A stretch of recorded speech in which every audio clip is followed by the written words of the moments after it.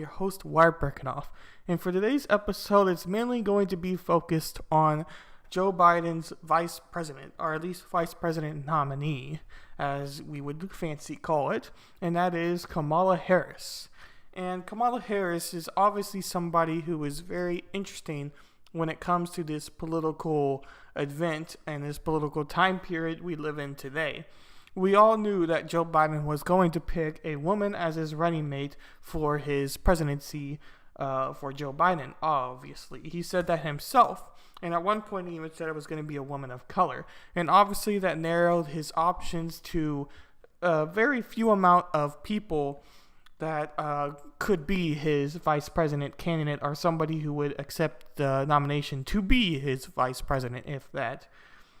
And that's how it went up there. So a lot of times people were debating it could be Stacey Abrams, maybe Bottoms, or some other candidates such as Kamala Harris, who was a woman, but not necessarily a woman of color. Or not Kamala Harris, but Elizabeth Warren, who was a woman, but not somebody necessarily of a woman of color. But as Ed on his show, which I'll plug Freedom Scoop before we dive into the topic fully, and Freedom Scoop is essentially a group of content creators on YouTube, DLive, and some on Twitch. I think most are on Twitch, actually. But our main focus is distributing our ideas, focusing our ideas on news, or politics, or anything kind of relating in that sphere, and give our own opinion on those perspectives, because we all don't really value mass media in the light that a lot of people do.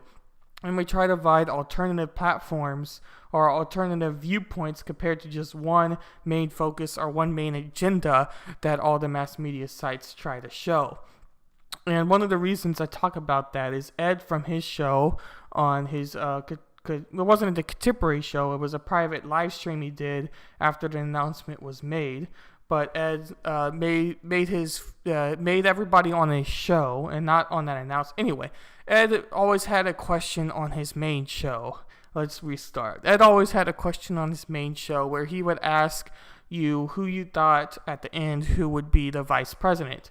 And a lot of times I was thinking Elizabeth Warren at first, just because she seemed like she was trying to align herself with Joe Biden in some way, but at the same time might leave herself open to presidency if that were to be the case. They seem to be more friends rather than foes. So that was something I kind of paid attention to and kept my eye out for when it came to politics in general. And that was something that was very interesting. But I was always thinking that Kamala Harris, after she dropped out of the race, made a lot of sense to Joe Biden for the main focus of getting the black vote. But one of the more interesting things when it came to Kamala Harris was, although she is black, obviously, she does come with many pitfalls or many things that might get in the way for Joe Biden and his presidency. Because normally when you think of a vice president, and this is maybe my theory for vice president, it may not include your theory as well, and I'm open to hearing what you think a vice president should be as an open-ended question for anybody listening now or maybe in the future of what a vice president should be and should serve in their role of how they do. And obviously the vice president is highly important, especially with the age of both candidates for this matter, with Trump and Biden both being in their upper 70s compared to somebody who might be a little younger like a Kamala Harris. And so vice president might have more of an impact than it has in the past just due to age.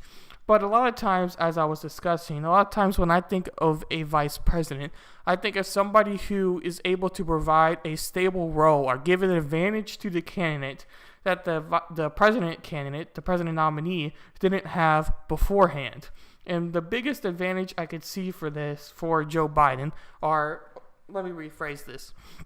When Joe Biden was going to pick his vice president, I was wondering what advantage Kamala Harris might give him. And the real obvious advantage I thought of at first for a Kamala Harris vice presidency that would increase Joe Biden's presidency claim and may give more people or have more support was the black vote. But the black vote is something that is very interesting in relating to what Joe Biden had said about that all blacks think alike and other comments in that community that black kids are just as smart as white kids. Those sort of comments that Joe Biden has said in the past may come back to haunt him.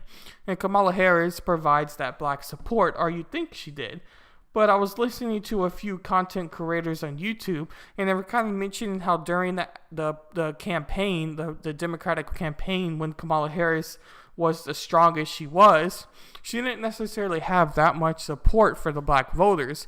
And a lot of people thought that was due to her prosecution record and strict rules she had around who could be or strict rules she set towards the community that they think might have targeted the black community a little bit higher than in the past. So that was something that was rather interesting and something I don't know a lot about, so I don't know if that's necessarily true. But there are several factors that I think are rather interesting when it comes to Kamala Harris as a candidate and for vice president, because as I keep trying to go back to, and I'll give my final answer and then I'll go to Kamala Harris directly, but a vice president should be someone that gives you an advantage. And so when I think of a vice president, you normally think of someone who might win you a state that is a state you might not have won beforehand. So a flip state like Florida or Pennsylvania or one of the other flip states that you always want to win when it comes to an election. So if you get someone from that community that is greatly liked and he or she joins your candidacy, you then could win that state because their support from that state is high. Or maybe even get someone who you may not win the state, but you might win more votes overall or more appeal if it's more of a mainstream candidate, such as an example being like for Trump being Ted Cruz if you were to pick a different vice president, but not necessarily going to do that because of Mike Pence. But you get kind of my point. So normally you have your vice president through that, but you also can have a vice president that gives you something a little different in a political sort of way. So an example for this example, or an example for Joe Biden would be maybe someone he picks as his vice president could give him an advantage more towards the progressive side. And Kamala Harris doesn't necessarily do that, so that was something that he didn't do either. But a lot of people are thinking he might have picked, as I said earlier, like a Elizabeth Warren in order to gain more of the progressive vote, or like Stacey Abrams, who tends to lean towards more progressive policies than others.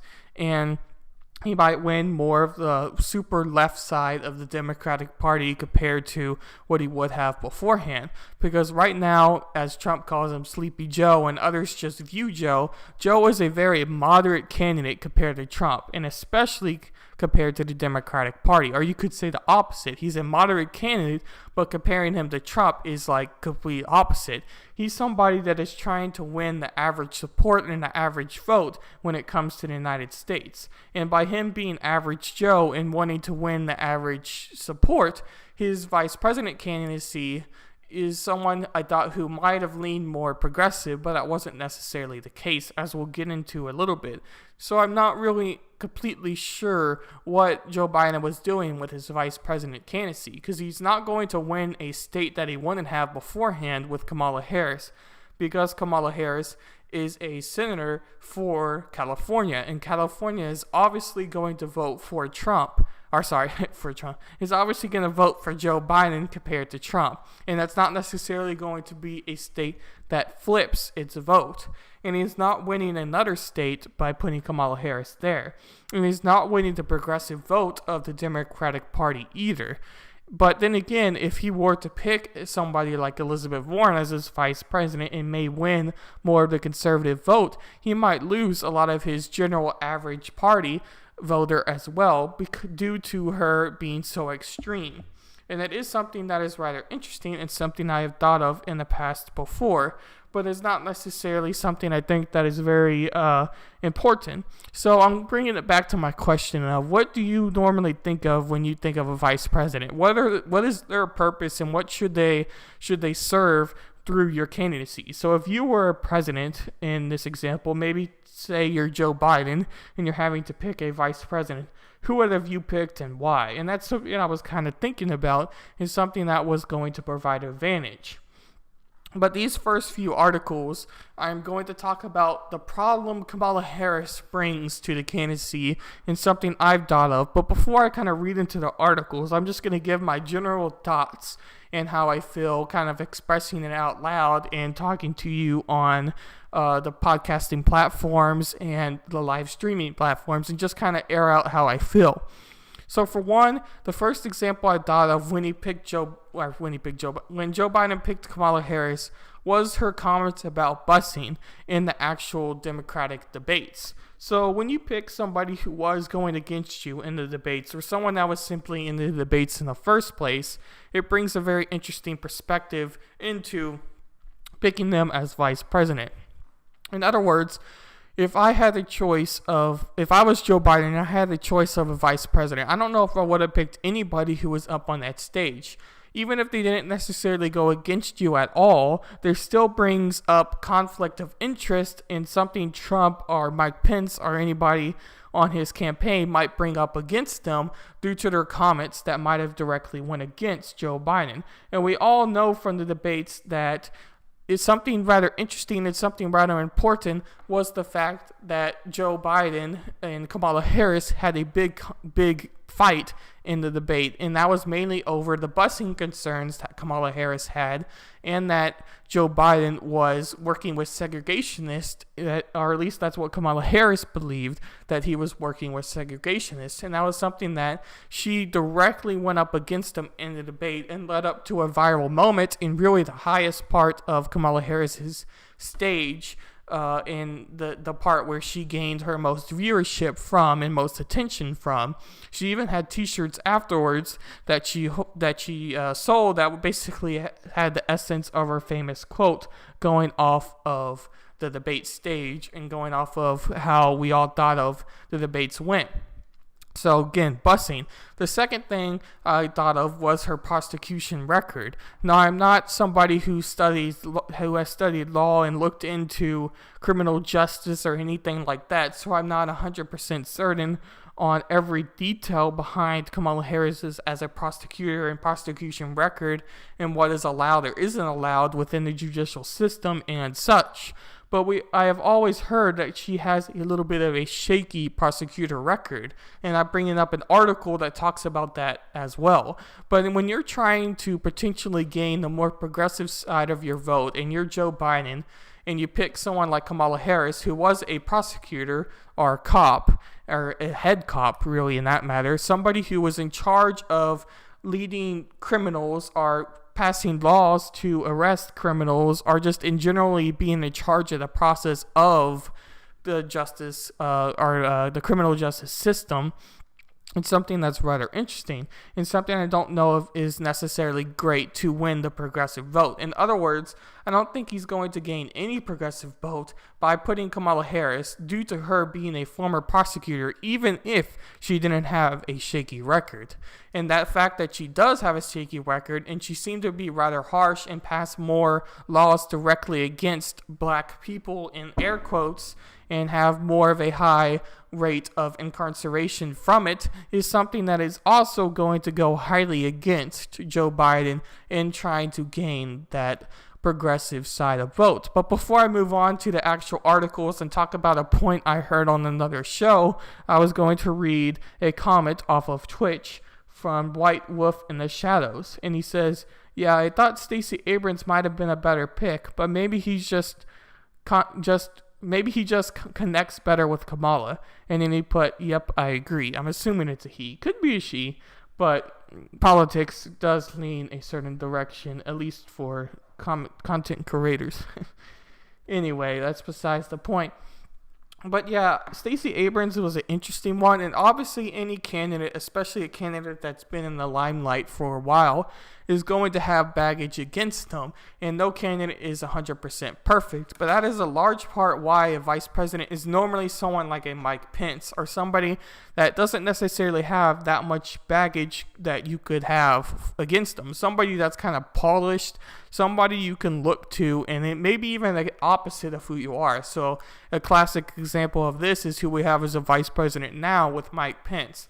Although Mike Pence has had his controversial comments and other things relating to it, he, especially with more of the LGBT side of movement, but he's somebody a lot of people generally look at and see somebody who's more stable and more peaceful in his approach to politics compared to Trump, who is very bullish and very out there, especially if you were to follow his Twitter and in general of a candidate Trump is. So when you go to like Hillary Clinton and who her vice president was, a lot of people didn't really know too much about him, but a lot of like real conservatives like my father and stuff didn't like what he had to say and thought he was a little bit weird.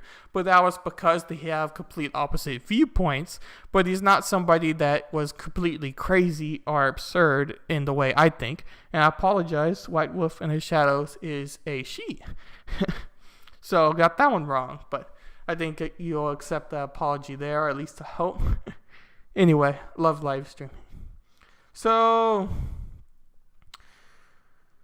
I'm going to read some articles here about kind of points I thought of and points that I think go against Kamala Harris as vice president. But at the same time, I'm going to try to talk out the strategy to why Joe Biden might have chose Kamala Harris as vice president. But before I kind of get into that part of the podcast and that part of the live stream, I was first going to discuss the objects of why I don't think it is a smart pick and kind of my first opinions or first observations from it. So Pennsylvania is a state that Joe Biden really needs to win as a swing state if he is going to win the election.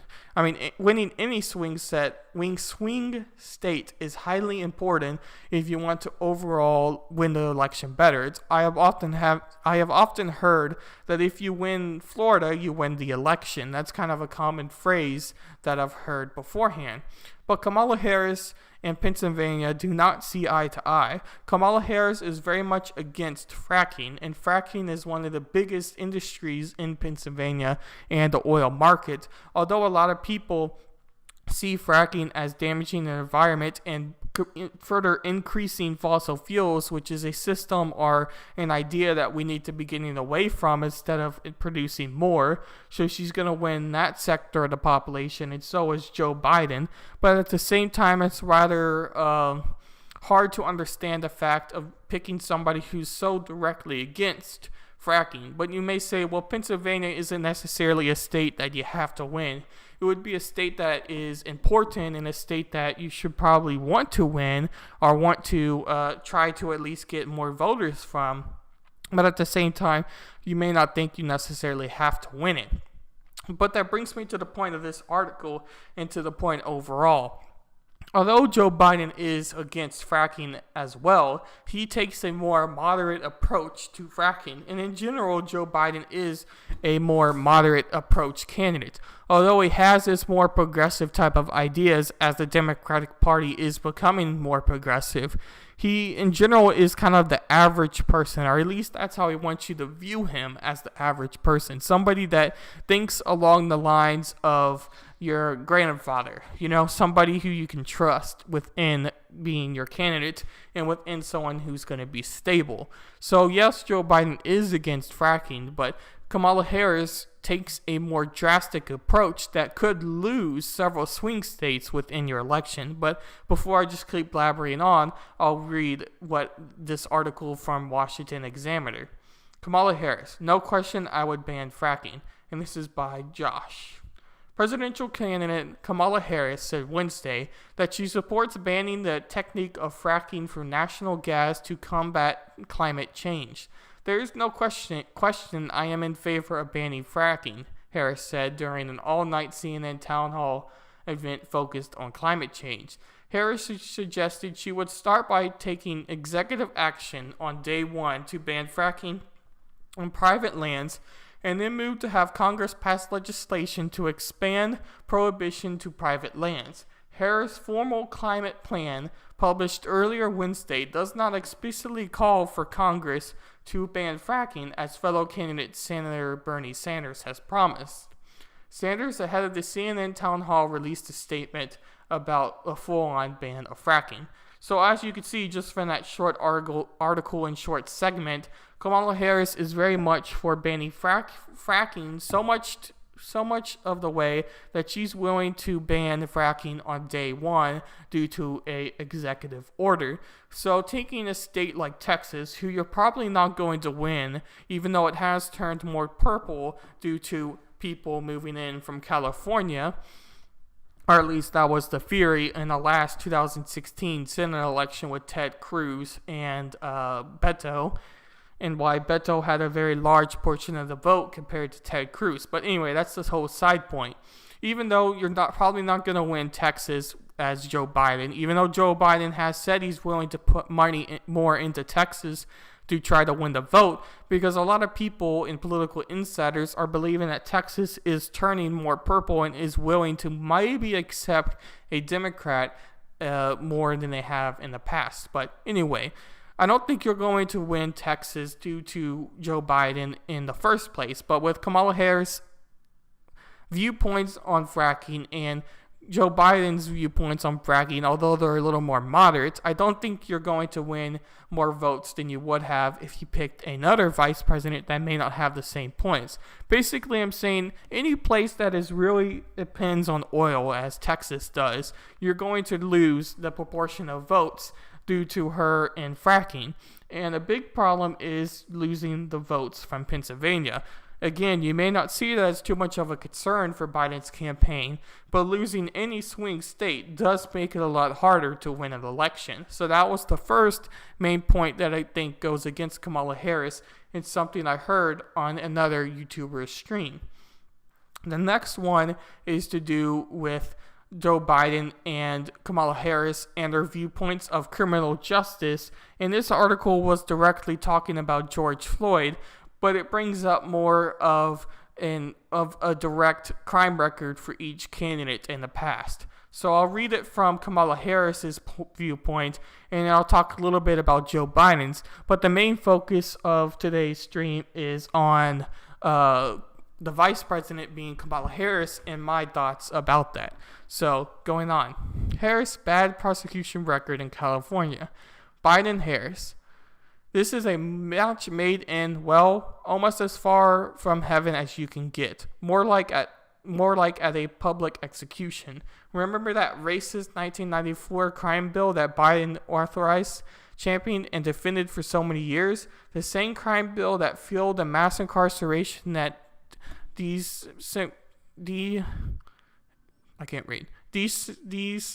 decimated. There we go. The incarceration that decimated the African American community in the United States. Well, it was the bill that gave Harris her bricks to build her own political career on the West Coast. According to many legal experts, Harris was not fabled progressive prosecutor she pretends to be.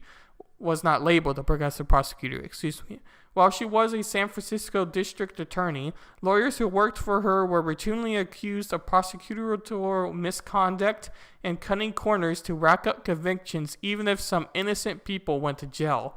About this, she did nothing. She seems to have decided early on as a black woman the only way to climb the ladder politically was to reassure right liberal donors that she would protect their belongings from people who looked like her. And then it goes on a little bit more. But obviously this article is very much against Kamala Harris and therefore Joe Biden, as I'll read some of the viewpoints of Joe Biden in his reference. And this article directly references George Floyd and its situation. That's where it's getting based off from. To give context to what is being said. And obviously those were very harsh words, or fighting words towards Kamala Harris, but I've kind of heard the same things about her prosecution record. And it was brought up in a famous moment of Tulsi Gabbard versus Kamala Harris back in the debate stage, when Tulsi went directly at Kamala Harris for her crime stance or for her crime record as a prosecutor, and most notably her evidence of misconduct. And misconduct is a very huge deal when it comes to police work, obviously. And as a prosecutor, it's your job to make sure that every conviction is properly done. But before I move on, I'll read White Wolf in the Shadows comment again. But unless she is president, she doesn't get to ban fracking. That will be up to Biden, and it may not be his priority. Now, that's a big point, and that's why I wanted to read it before I went to this next one. Obviously, as vice president, those status issues like fracking or everything else may not have a direct stance to Biden's issue. In other words, like you were saying, or at least I think what you were saying, and you can correct me if I'm wrong, as president, you can choose to have your stances or your issues that you want to be based off of, and therefore what laws you want to have made. And Biden does have a climate change program, or want to have pass more laws to prohibit more oil industries and other things. But that climate change and that whole focus may not be the first thing Joe Biden wants to do. But I do think it is important to understand at the same time the vice president's perspective on certain issues. Because if for Kamala Harris that's something she wanted to do day one, she might feel super passionate, and therefore Joe Biden might do it and make it a little bit higher on his priority just for the fact that the vice president wants to do it. Now, obviously, the vice president isn't the president, and the president is the one that gets to make the final decision, and that may not be a concern for Joe Biden. But at the same time, somebody who might live in Pennsylvania, if you're from there, might vote against Joe Biden just for the fact of you might losing your job, or fear that your money you're making now could be lessened due to fracking restrictions from a Joe Biden and Kamala Harris ticket. So I do think it has some impact, but it may not have a huge impact in what stance Joe Biden might go with. And hello, Robert from the Generational Gap on YouTube, and good evening to you as well. And I'll continue reading this opinion article being directly related to Biden's 1990 criminal record. And if Ron Helton comes from YouTube or DLive, he might have a lot to say about Joe Biden in this perspective due to the drug wars and that he believes, and I believe really, Joe Biden might be talking about. So I'll go on. Biden's 1990 crime record. If the attack line against Trump is going to be that he is out of step with the moment, then it would be foolish for Democrats to put a presidential ticket that harkens back to an earlier time. Like the 1990s, when aimed skyrocketing crime rates, politicians in both parties competed to see who would be the toughest on crime. Having lost 3 presidential elections in the 1980s, Democrats were determined to not be pushed around anymore. Governor Bill Clinton of Arkansas bragged that he supported the death penalty.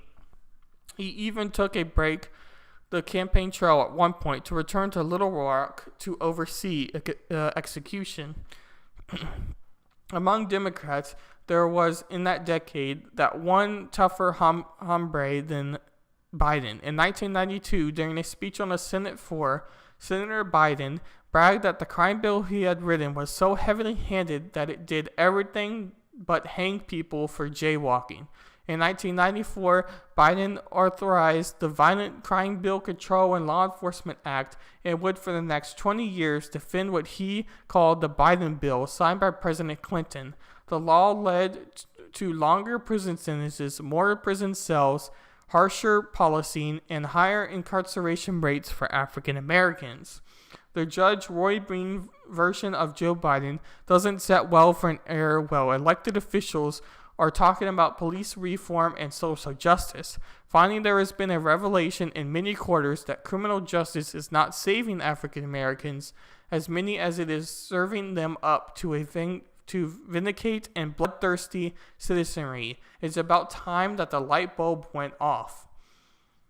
And then it talks a little bit more about Joe Biden before we got to the part I read beforehand. And again, all of these articles are going to be linked where you listen to your podcast or on YouTube if you want to read them now, if you are watching as a live stream viewer. To read the rest of this article or any more you might find more interesting. But that's a big thing, and if Ron Helton comes on later or happens now, but his big point, or at least the perspective I see from Ron, is that Biden directly passed these laws and passed more drug-related laws that directly hurt more of the black community than any other community out there. And it may have not have been a direct result. It may not have been the purpose that Joe Biden wanted to pass those laws, but it was something that directly impacted that community and something that is still impacting the community today. So it is something that is rather harsh. So yes, Joe Biden has his own problems with the criminal justice and laws relating to it, but so does Kamala Harris. So them both being on that ticket doesn't really provide a good stronghold to gain the support of maybe a progressive vote that way. And I've said beforehand, really at the start of the stream, you've lost most of your progressive votes with Kamala Harris and her criminal justice record and how that's been relating to that. But the biggest thing, when you probably saw that Kamala Harris was the vice president, and if you watched the presidential debates or were following the news at any point during those debates, you would have noticed Kamala Harris's attack on Biden due to his busing and segregationist tactics, or those things relating to it. So that was a huge event of Kamala Harris going directly against Joe Biden when she still saw herself as in the race. And it makes it very interesting that now Joe Biden is willing to accept Kamala Harris onto her ticket. And although not everybody watches the debates, as you can see with attendance, and in general people get kind of frustrated with debates, but at the same time they do provide a general perspective that I think is good and something I think people should watch. But that's kind of besides the whole point. But one of the biggest things about Joe Biden picking someone who was on that stage was having an attack against them. Because at one point on the debate stage, you probably had a comment against someone else on that stage, and probably all candidates on that stage if you lasted longer than a couple debates.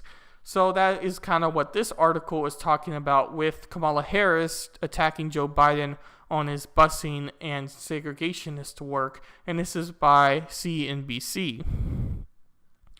The most personal attack on Thursday's Democratic debate was aimed not at the president, Donald Trump, but as the former Vice President Joe Biden. California Senator Kamala Harris called out Biden on the issue of race, saying that the way he recently described his past working relationships with two segregationist lawmakers was harmful. Biden, at a campaign event earlier this month, had cited his ability to get things done, even with the segregationist senators, as an example of the type of civility in Congress that has since disappeared.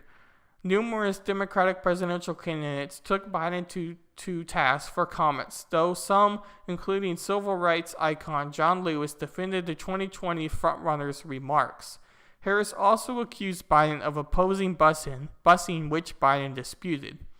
And I'll go back to the article in just a bit, but I wanted to talk about something real briefly before we move on. And that is the fact of Joe Biden's comment earlier, was saying that was the sense of civility we have lost in our elections, or in working with candidates now. And it is something I think should be noted and should be talked about even now, although this is months and in 2019 even, way before this coronavirus stuff even happened, and the world we live in today that I argue has completely changed. But that's kind of besides the whole point. But the reason Biden brought up that perspective was to show the fact that working with the other side, even someone you largely or may fully disagree with, you can still come to a middle ground and pass a law or talk or even debate within your party system to make sure that everything is done right, or at least get something done even if you don't see eye to eye. And that's something that politics and in debates should very much happen. I remember in high school, you always got taught with your debate teacher or whatever that you want to, even if you're debating someone, you want to find that common ground. Although you want to win the debate and show that your side is fully right, or your side is right, you still at the same time want to balance. You don't want to be too aggressive. And that's a big thing in politics as a whole. But 100% good political system will have a perspective, even if you don't see eye to eye and you're in a complete opposite perspectives, you should be still able to come with a bill or with a thought or with anything that is somewhat in the middle. It may lean a certain direction, but you at least come to an agreement. And I think, and at that time I remember hearing that was what Joe Biden wanted to show. Obviously, he didn't agree with the people, and even if he did, he's not going to say it. But people just took what he had to say and completely ran with it, although it's a little absurd.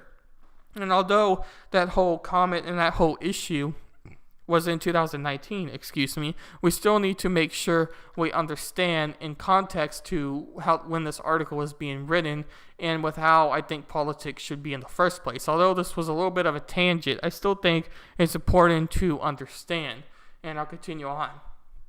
There was a little girl in California who was part of the second class to integrate her public schools, and she was bused to school every day, and that little girl was me. I will tell you that on this subject, it cannot be an intellectual debate among Democrats. We have to take it seriously. We have to act swiftly.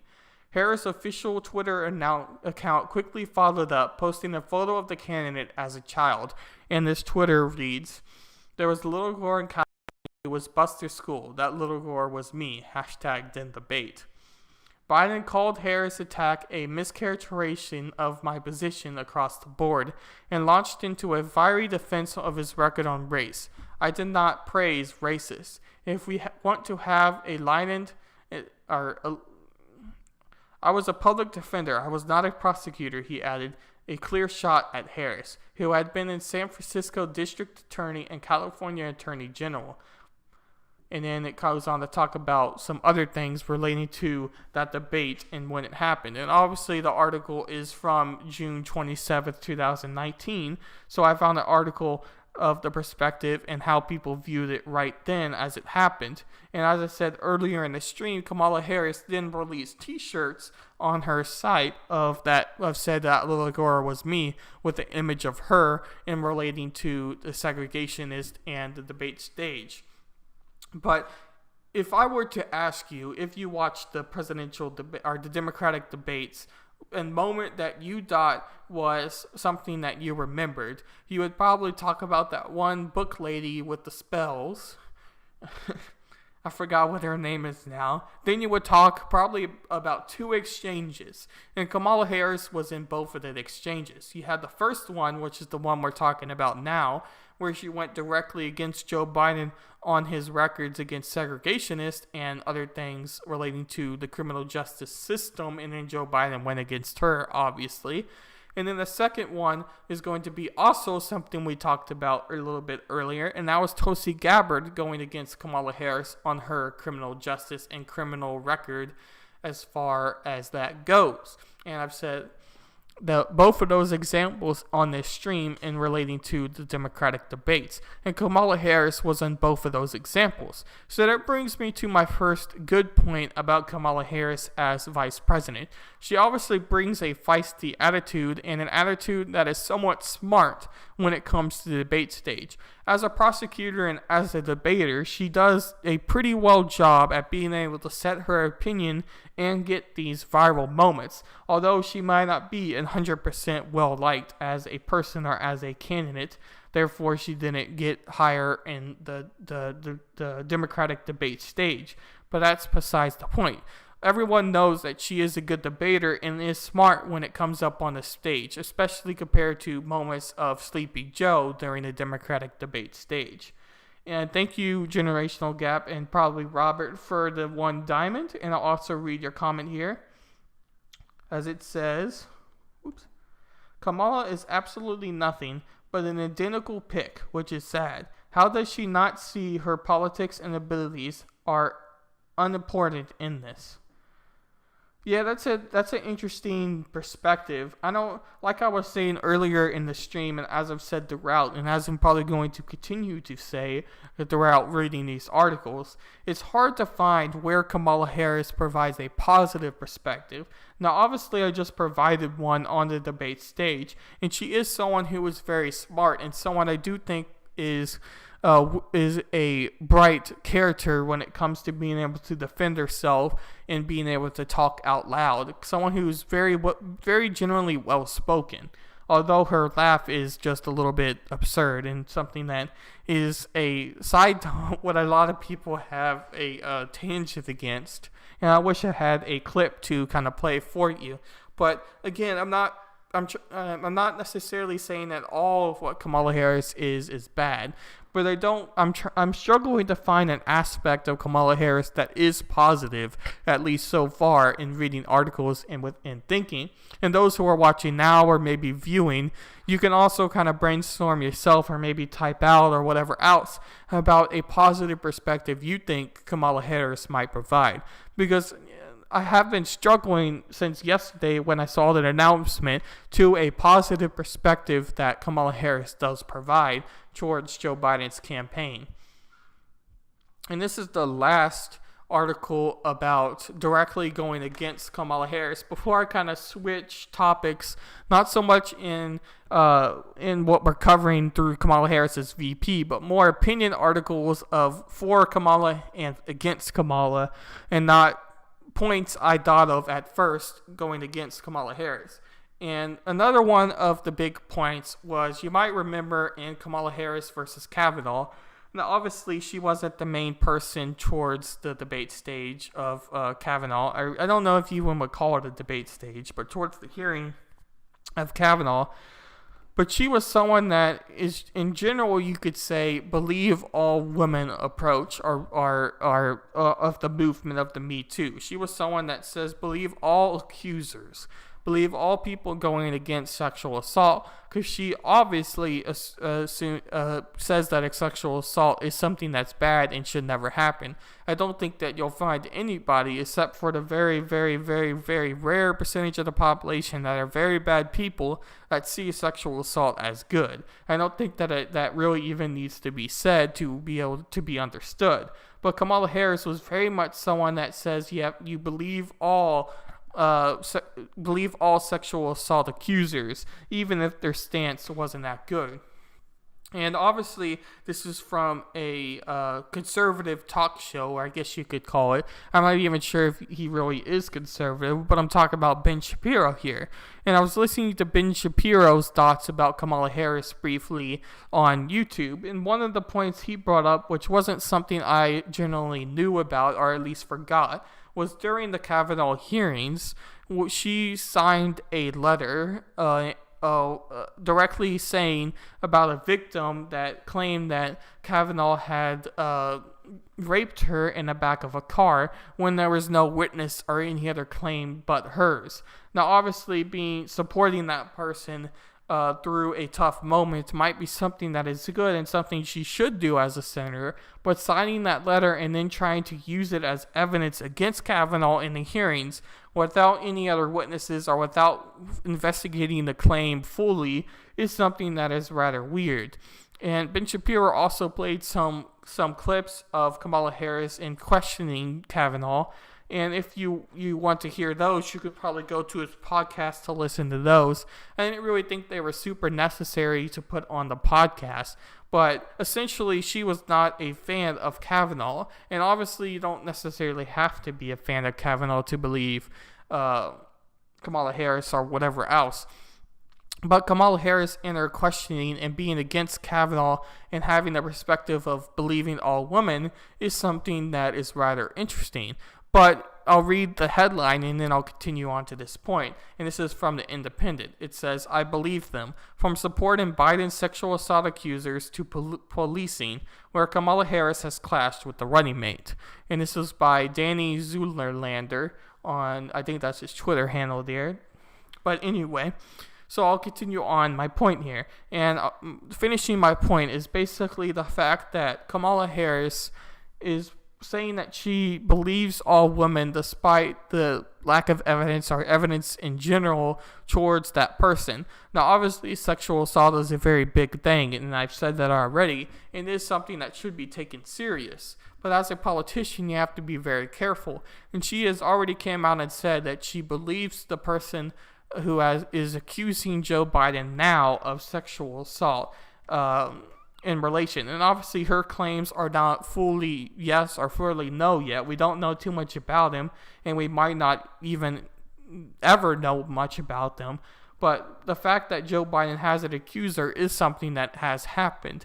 And Kamala Harris has already said that she believes his accuser. So now that she is his running mate, how is that going to work? If she goes directly against the accuser now just because she is the vice president, she could be seen as somebody who is betraying her position or a hypocrite for her position just for a political motive.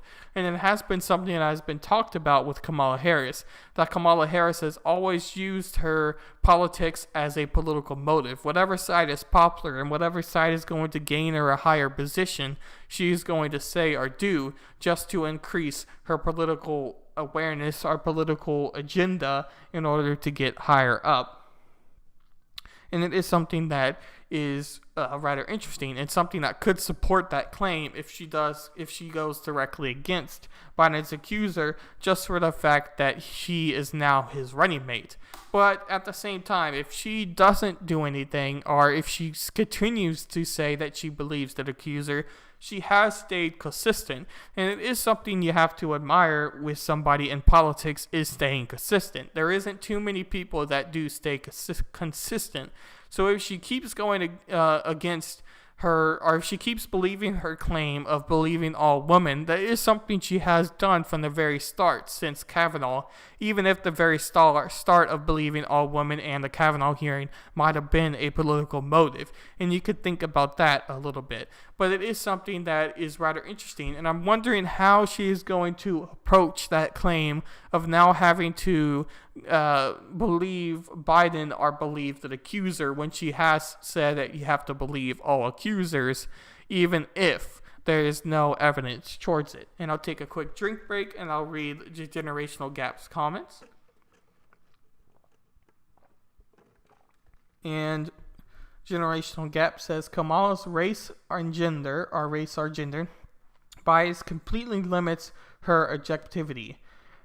And I would agree with that, and is something that I think goes against Kamala Harris, and something I'm still struggling to kind of figure out, as I've said beforehand.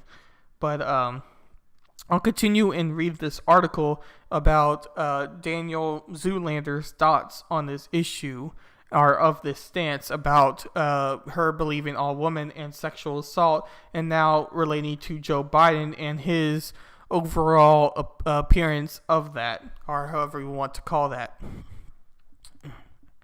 Joe Biden announced Kamala Harris as his running mate for the presidential election, but his pick of the California senator comes after pair have sprayed multiple times over differing views. Although Mr. Biden has since formally said he holds no grudges against his running mate for what she's previously said against his campaign, her past remarks have still dominated the news cycle. The Independent has rounded up 4 key moments Mr. Biden and Ms. Harris have clashed ahead of being named on the same presidential ticket. 1. Mandatory school busing. And we just read this, so I'm going to go to the second one. Again, all of these articles are linked in my YouTube description and will be linked in whatever you listen to your podcast if you want to read them afterwards or read them now for full context. As the second point is what I was wanting to talk about here. As it says, sexual assault allegations against Mr. Biden. I like how they call it Mr. Biden. But anyway. In April 2019, prior to Mr. Biden entering the presidential race, reports surfaced of the former vice president inappropriately touching women. When asked by reporters, Ms. Harris said she believed the woman who spoke out against her now running mate. I believe them and I respect them, able to tell her story and having the courage to do it, she said.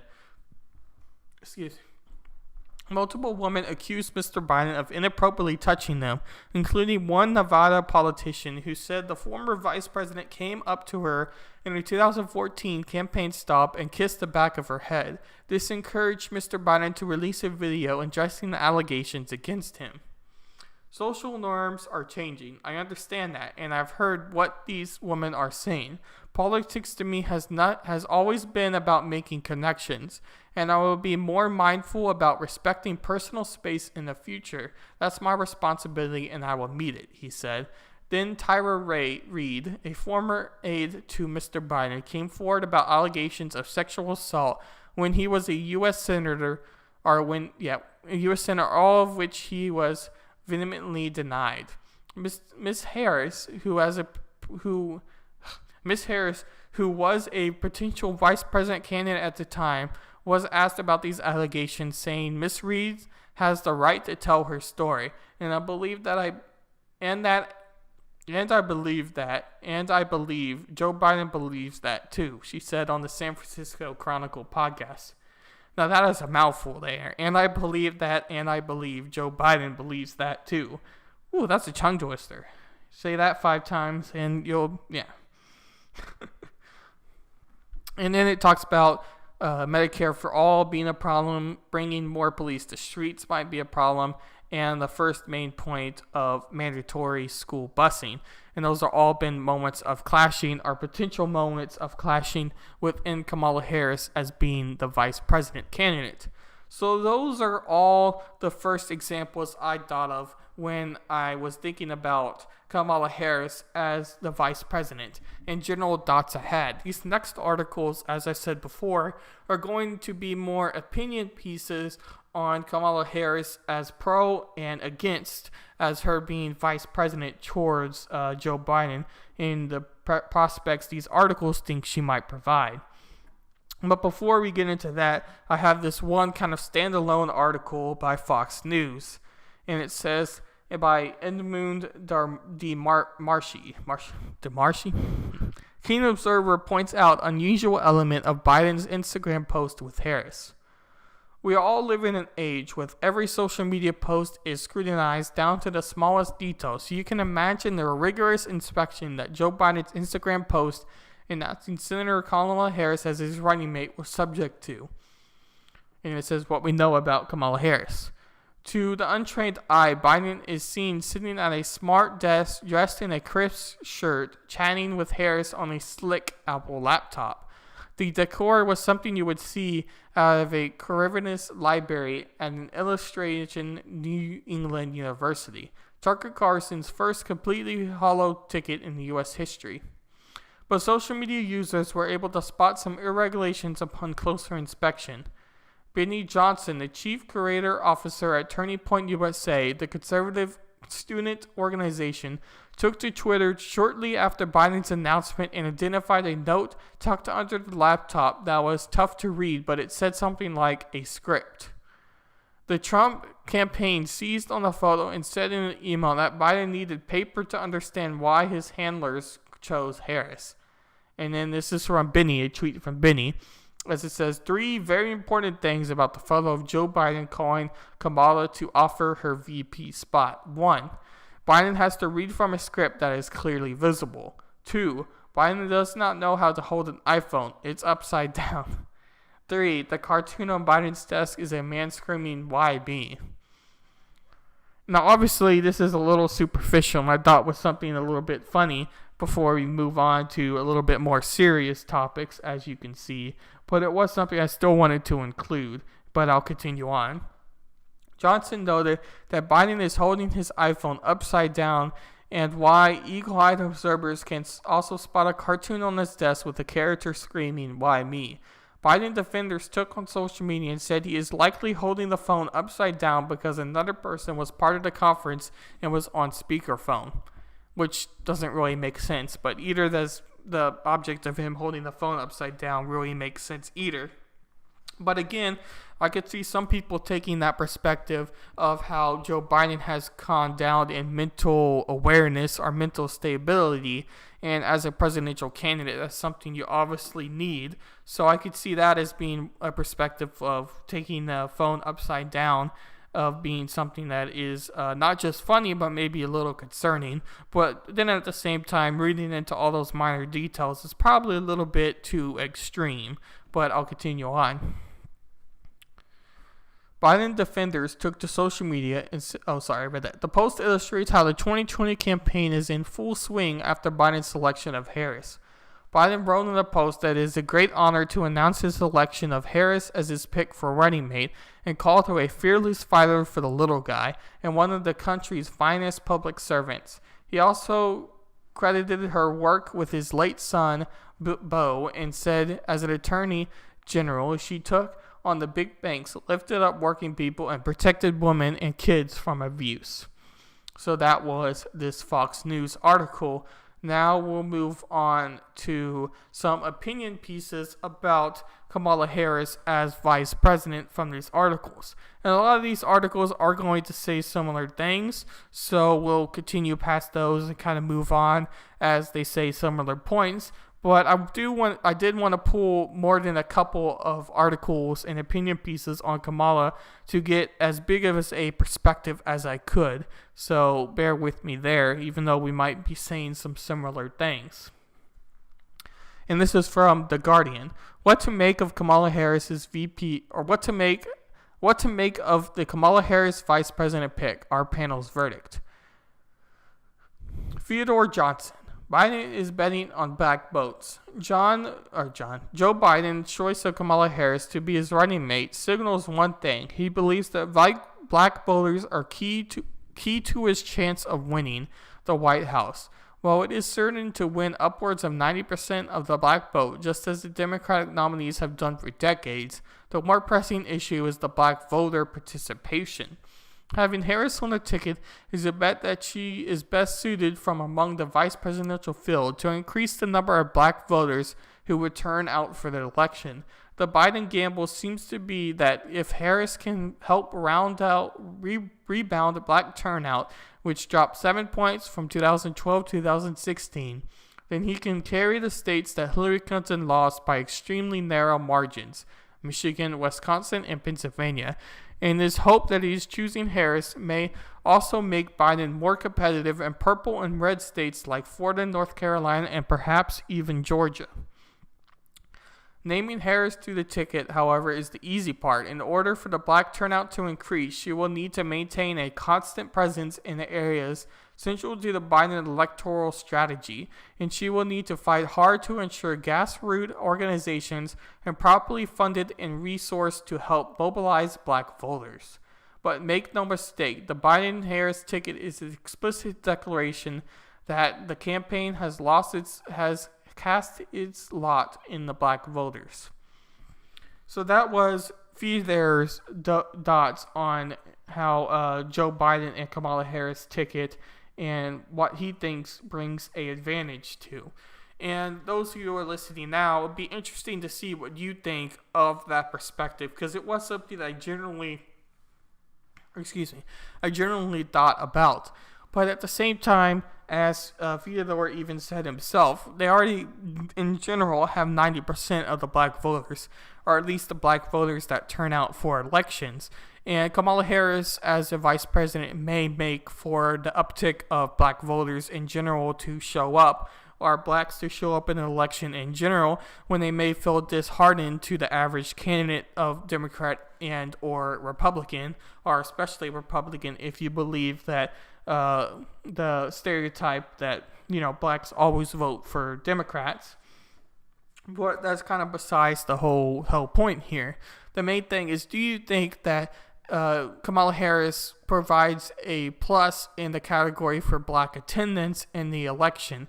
Because it was something I generally thought would help Joe Biden and would be something that is a plus for his campaign and what Kamala Harris could bring as a positive towards the presidency or potential presidency of Joe Biden. But at the same time, through listening to some content creators and other things and just thinking a little bit more, I don't necessarily know if Kamala Harris provides that much of an uptick of black support, especially when in the past and within the election, she didn't really necessarily have a full perspective on the black voters. In other words, when she had a chance to be the presidential nominee for the Democrats, she was talking about a lot of things relating to votes, and she didn't necessarily have that much of the black support compared to Joe Biden. And Joe Biden in general has always claimed that he has a lot of black support. So that's kind of a whole point, but something I've been thinking about, but I don't necessarily even have an answer to myself. But I'll read this next one, and this is by Malachi Jabala. I find it hard to be excited about Harris. Over the past few months, the Biden campaign has promised black Americans many things, including a black woman on the U.S. Supreme Court and also a potential for a black woman vice president. Now that it's official and Senator Kamala Harris has been announced as Biden's running mate, one can't help but feel this moment feels hollow. Today, hundreds of thousands of black men and women on the front lines of a deadly pandemic face death, evictions, and massive unemployment. I wish I could believe that the Vice President Kamala Harris would make a material difference in our lives, but I find it hard to. During a time as a California Attorney General, Harris failed to prosecute Stephen Mnuchin, then the CEO of One West Bank, from mortgage fraud. At the time, a foreclosure crisis was sweeping through the country, and after the 2007-2008 financial crisis, which was leaving countless people who had been preyed on banks homeless, today millions face conviction in a new crisis that is disproportionately affecting black and brown Americans. Forgive me for not being sure that Harris will fight for us. The finicky sweepstakes have reduced black political strategy to transactions instead of vision and policy. It's limited black power to the back-breaking labor we can provide. However, in the booths are as VP to uplift a meager campaign with a meager vision to top it off. We are given a black woman benefiting from the black advocate's energy of the same criminal justice movement she has denigrated for years when she was a San Francisco district attorney. So yeah, that was a comment not so pro to Kamala Harris, indirectly relating to her time as a prosecutor, and it's something that has been under attack by many people and is a reoccurring theme when Kamala Harris gets talked about. And there is several more of talking about Kamala Harris and her viewpoints. And if you're somebody that generally wants to hear a perspective, and I think is a pretty well done article about their panel's perspective on Kamala Harris as a VP, and want to hear the remaining three, I would highly suggest you looking up the article afterwards or clicking on the link on my YouTube or whatever you might be listening to this podcast. But I'll move on to the next article by Fox News. Again, this is an opinion article by Michael Goodwin. Kamala Harris, an underwhelming pick for vice president. The great Peggy Lee song comes to mind. Is that all there is? Senator Kamala Harris checks off two big boxes for 2020 Dems, gender and race. But the moment, if not the actual choice, feels underwhelming because of the amateurish way Joe Biden and his team let the process spin out of control. Pence tells Harris he looks forward to Salt Lake City. The drowned-out, overhyped vetting often made it seem as if your running mate would save the ticket. A month ago, there were 6 finalists, then maybe 12. Some openly campaigned with Stacey Abrams and Karen Bass in listening to supporters to speak to Biden directly. Susan Rice talked up what she saw as her qualifications on television as if he was picking her was a no-brainer. Flashback. Much of the time it seemed as if the campaign was putting on leaks to give the impression that there were developments when there were none, with Biden mostly basement bond in Delaware and slow to roll out of seriously policy proposals. The Veep hunt and the speculation took on outsized importance. Throughout there, we took 2 acknowledged subtexts. The first was Biden's decision and the mindset of the Me Too movement, and it had to be a woman, a vow that intimately undercut the credentials of the winner, no matter whom it would be. That's what quotes do. Would Harris have gotten a spot if men had been considered unacceptable? Merely to ask is to cast doubt on her. The selection was even more tilted because it increasingly became clear that the VP candidate had to not be a woman but also black. The lack of enthusiasm for Hillary Clinton among black voters helped sink her for 4 years ago. Although Biden largely owes his nomination to the turnout of black voters in the South Carolina primary, being Barack Obama's vice president could not by itself guarantee him significant loyalty and turnout in November. He needed to shore up his party's most important and reliable bloc, so the strategy was really about which black woman he would select.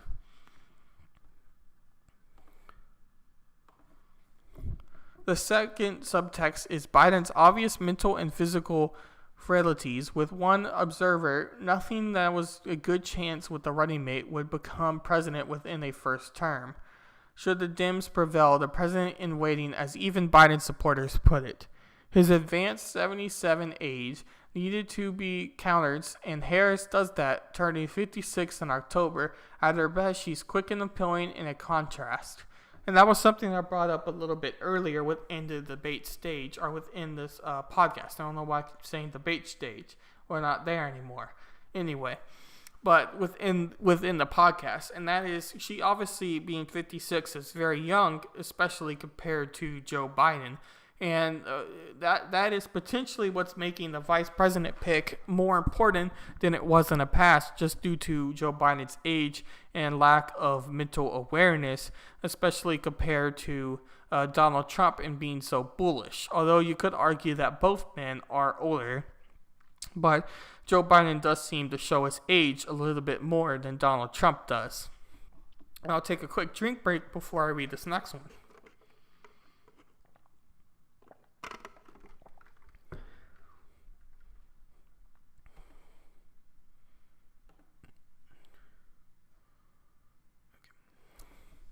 And this is by Newsweek and Ami Allison. It says, Biden's choice of Kamala Harris is historic and necessary. Opinion. Remember this moment. For black women and women of color across the country, Joe Biden's selection of Senator Kamala Harris as a running mate marks a water-washed movement, one that rightly honors the integral role black women have played in American politics for generations. For one nation, this moment broadens the lens through which we view leadership in this country. Now with the view finally captures the multilateral democratic seed that the women of color have long fought to achieve. Harris's career is part of a great legacy that includes the trailblazers Harriet Truman, Grace Lee Boggs, as part of the first black and first Asian American woman to represent California in the U.S. Senate. Harris is also a trailblazer. Since taking office, she has early and contested and championed policy that addresses racial, economic, and gender justice. She showed up at the protesters in the wake of George Floyd's murder and continues to demand justice for Breonna Taylor. She undressed in an anti-lynching legislation that was long overdue. She continues to advocate for the safety and support of essential workers through the Marks for All Act with Senator Bernie Sanders. She's also introduced a bill with him that would make most Americans $2,000 a month and student loan forgiveness during the COVID-19 pandemic. She also co-sponsored the Justice and Policing Act and also advocated for increased funding for research, which deliberately impacts black women, as well as relief for renters. Check her recipients, they are all there. During her presidential campaign, Harris shone the brightness which she leaned deeply into her expertise and experience as a woman of color who serves as a U.S. Senator from our nation's most populous state. She also most impactful when she told her story and the truth as a woman of color. It was these moments that she represented the base and as no other. She is showing up the way we need her to show up right now, and that's what women of color are going to be looking at and expecting from the first black woman vice president of the United States. First, we must get there. A recent national survey, and then it talks about some of the more historic votes and percentage that Joe Biden in general and his campaign have led. Because in general, and that's kind of the last thing I'm going to end my podcast on, but we're not quite there yet, and that is polling information coming off of Joe Biden versus Donald Trump. And in general, polls are saying that Joe Biden is still in the lead, although we don't really have too much polling information after his vice president pick of Kamala Harris. But it is something we are expecting to see in general when it comes to a Kamala Harris ticket and vice presidency. Or you might not see if you don't necessarily believe that she has a great turnout for presidency. But anyway. And this is from CNN. Here's why Joe Biden chose Kamala Harris as his VP. And this is by Chris Chilza. Anyway. She's been vetted on a national stage due to her own 2020 bid. She has experience in government as both California Attorney General and as a U.S. Senator. At 55 years old, she represents a younger generation and leader. So when that Biden, who would be 78 on Inauguration Day 2021, said was a major factor in his choice. She is a historic pick as the first Black and South Asian American woman to appear on a major party national ticket. She's from California, a massive treasure trove of both Democratic votes and Democratic donors. She's emerged as an outspoken voice on race and the need for police reform following the death of George Floyd in May. There was no one else on Biden's VP shortlist that checked so many boxes. What's telling is that Biden and his team didn't feel the need to reach for a less predictable pick. They knew that while picking Harris would draw considerable attention, it would also be the thing most people expected them to do. Despite the historic nature of putting Harris on the ticket, Biden and his advisors knew that selecting Harris might be described as by some as unsurprising. But one man's unsurprising is another man's safe, and that's exactly what Harris is and what Biden believes he needs. See, if you were Joe Biden making your third run for president and ahead in virtually every swing state and nationally over President Donald Trump, every day between now and November 3rd, you want to do nothing that threatens the chance and underlying dynamics of the race. And those underlying dynamics are this election and is a redundum of Trump's first term in office, and more specifically, a deeply haphazard and electric way in which he had handled the coronavirus pandemic in the country. Under that theory and case, Biden needs to spend most of his time convincing voters that Trump deserves to be fired in a relatively small amount of time, making sure they believe he would do the job in the incumbent's place. And then what that all means is Biden wants the race to be all about him as little as possible. He doesn't want his turn in 2016 all over again, in which Hillary Clinton was forced by Trump to play defense over her time and emails at the State Department. He doesn't want the race to turn into a war of words or a battle to see who can sink lower in terms of personal attacks.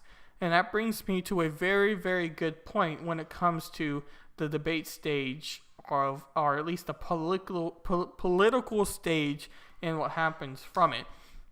And that is essentially Basement Biden. In my last podcast, I talked about in a largely polling segment is somebody that is winning the votes, or at least winning nationally, and as the article just said, in a lot of swing states.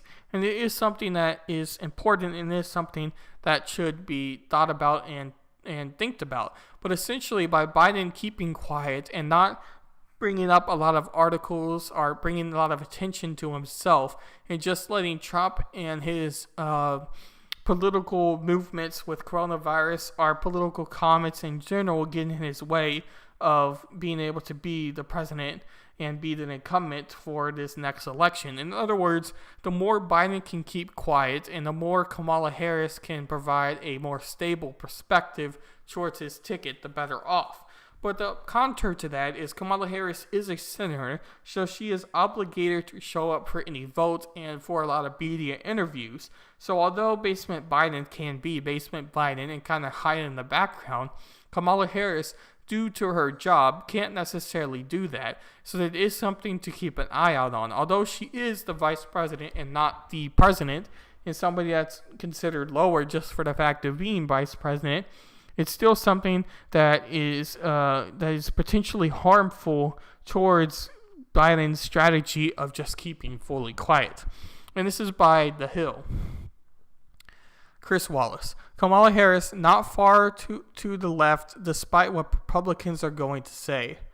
Fox News Sunday anchor Chris Wallace on Wednesday said Senator Kamala Harris is responsibly a safe choice for Democrats, adding that her presumptive vice presidential nominee isn't very far to the left on the political spectrum. She is not far to the left, despite what Republicans are going to say. His comments came after a day, come a day after former Vice President Joe Biden chose Harris as his running mate. After Biden's announcement, President Trump said Harris was number one pick. Despite the president saying yesterday that Kamala Harris was his number one pick, he would also wanted, I promised you out there was a lot. Articles refreshing. Yeah, you gotta love when that. So I'll quickly move on just so we don't have too much of a pause. And I'll kind of talk about my last segment. And we might bounce back to that to the end because I don't want to be a very large moment of not talking within this live stream because we're already over an hour so far. And thank you for all who are listening now or listening in the future. I highly appreciate you. But it brings me to my 538. And this is going to be a weekly segment for the ongoing time. Because as I pretty much said on every episode, 538 is the site I kind of most trust as far as polls go because they were the most right when it came to the last election.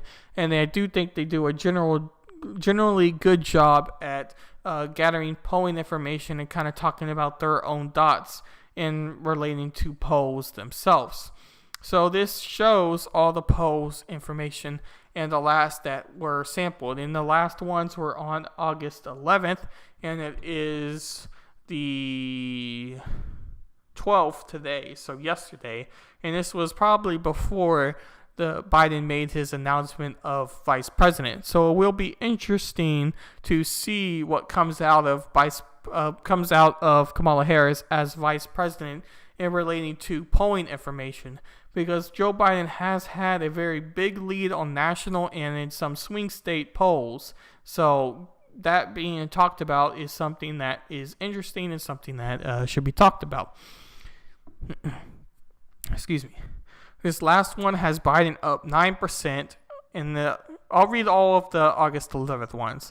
We have +9 for Biden, +16, +6, +13, +10, and +4, and +6. So all of them are mostly double digits with 10, 13, and 16, and the lowest being a +4 by a Harris X poll, and they rate that poll a C+. So obviously that isn't something that is very big when it comes to polls, so something you might not trust if you believe 538 in the way they rate. Their best poll they give a B, and the other ones are B-, and the best poll was by YouGov, and it has Biden with a +10 lead. So if you believe the best poll and their information from it, you would think that Joe Biden has a +10 lead nationally on the poll or on the election. And that brings me to the last article before we bounce back to the Kamala Harris and talking about why she might not be as far left and be good for that perspective. And this is by also The Hill. And this article is Biden leads Trump in 5 of 6 battleground states. Presumptive Democratic presidential nominee Joe Biden is leading President Trump in 5 of 6 battleground states, according to a new poll released Wednesday. Biden leads Trump by 6 points in Florida, 50 to 44%, and the former vice president leads by 5 points in Michigan, 48 to 43%, according to the States of Play survey by CNBC and Change Research. Biden is also up by 4 points in Pennsylvania and Wisconsin, 48 to 44%, and 47 to 43%, respectively. The former vice president lead is similar in Arizona, which he is ahead of Trump, 45 to 44%. Trump, meanwhile, holds a narrow lead over Biden in North Carolina, 48 to 47%. The same survey showed Biden holding a 6-point advantage over Trump at a national level, 50 to 44%. So that's something that is interesting. Now, obviously, polls have their own weakness because in general, polls aren't something that is largely polls don't predict the election 100%. Our polls would be the absolute religious God when it comes to an election. But polls can provide a perspective and provide a reason to do something. In other words, polls are a good way to kind of tell where you are on an issue or where you align, or in general, if you do a poll for, let's say, a political policy, you're able to tell like what your constituents might think about a certain topic or a certain issue. So they do provide a good perspective when it comes to that. But I'll continue reading this article here. The poll also showed voters reacting negatively to Trump's performance in the Oval Office, and particularly his handling of the coronavirus pandemic. 46% of voters said that they approved of Trump's job performance, while only 44% approved of his handling of the pandemic.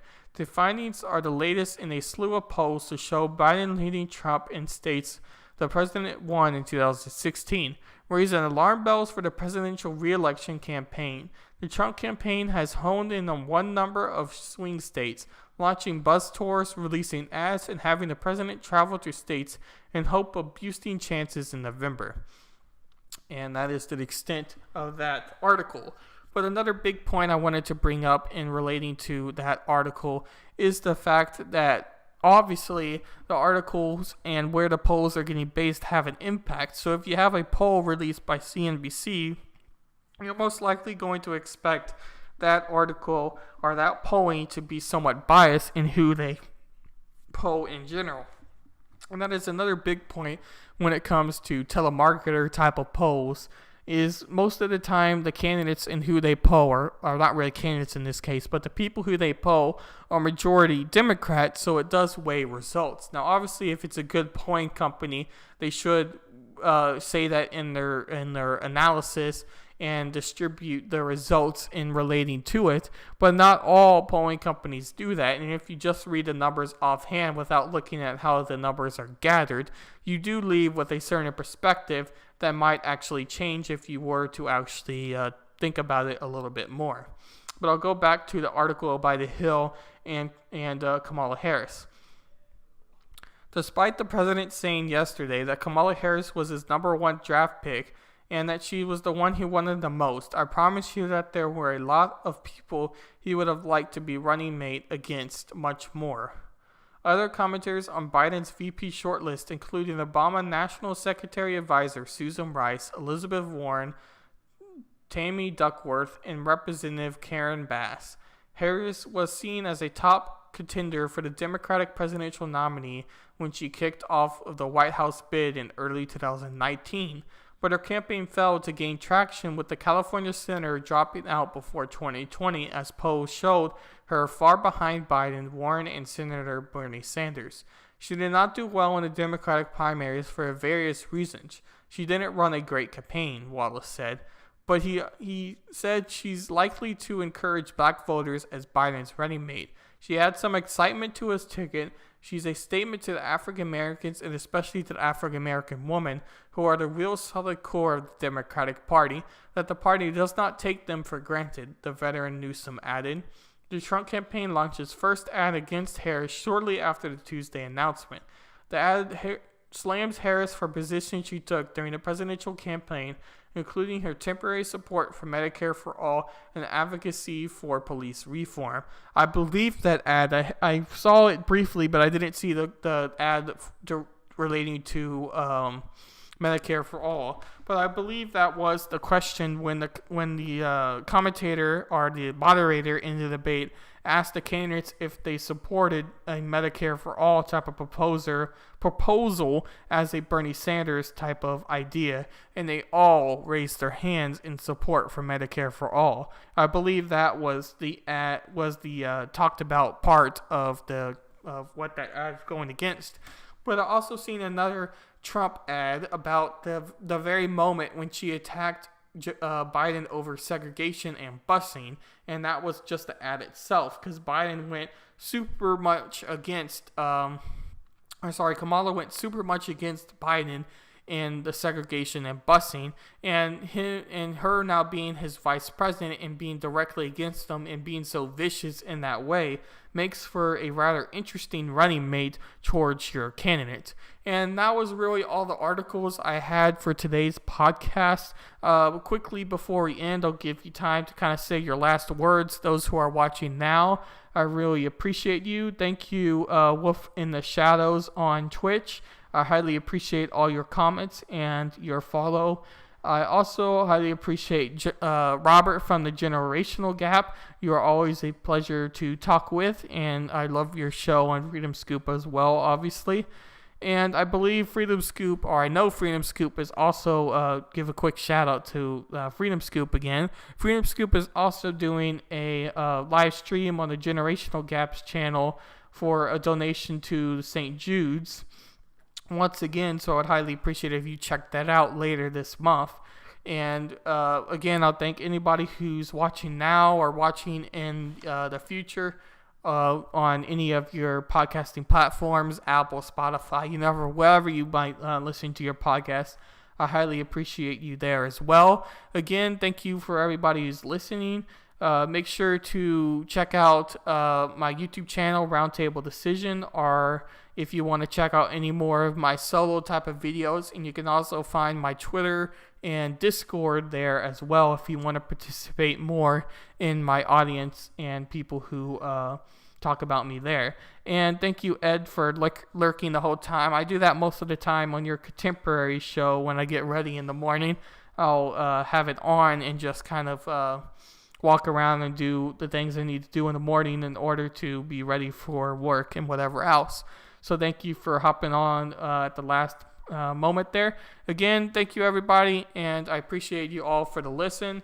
And just be thinking about if you Kamala Harris as vice president, because obviously she does have some strong points to her, but I am still very much struggling for a positive perspective Kamala Harris does provide. But if you do think of one, again, you can go on my YouTube and find my Discord and Twitter, and I'll be glad to kind of read your response from it as well, because it is interesting and something I'm going to think about a little bit more. But once again, thank you, and